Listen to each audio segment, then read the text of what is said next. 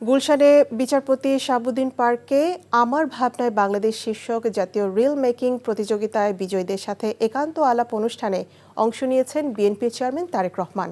সরাসরি চলে যাচ্ছি তার বক্তব্যে।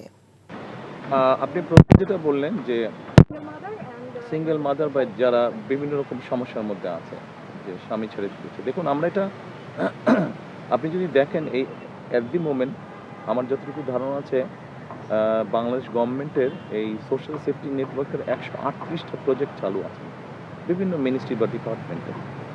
এগুলো কাইন্ড অফ হ্যাফাজেডভাবে চালু আছে, ফলে দেখা যাবে একই মানুষ কয়েকটা সাপোর্ট পাচ্ছে, যেটা ঠিক না।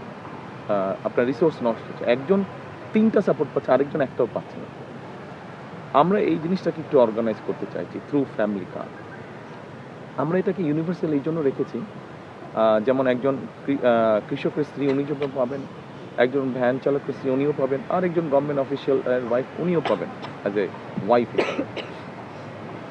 কিন্তু আমার ধারণা, যেমন আপনিও হয়তো পাবেন, কিন্তু আমার ধারণা আপনি নিশ্চয়ই জিনিসটা নেবেন না। আপনি নেবেন কারণ আপনার তো প্রয়োজন নাই। তো বাংলাদেশে এই মুহূর্তে একটা হিসাবের মধ্যে, মানে একটা ফ্যামিলিতে এভারেজে 5 জন আছে, এইভাবে হিসাব করলে বাংলাদেশে 4 কোটি ফ্যামিলি আছে।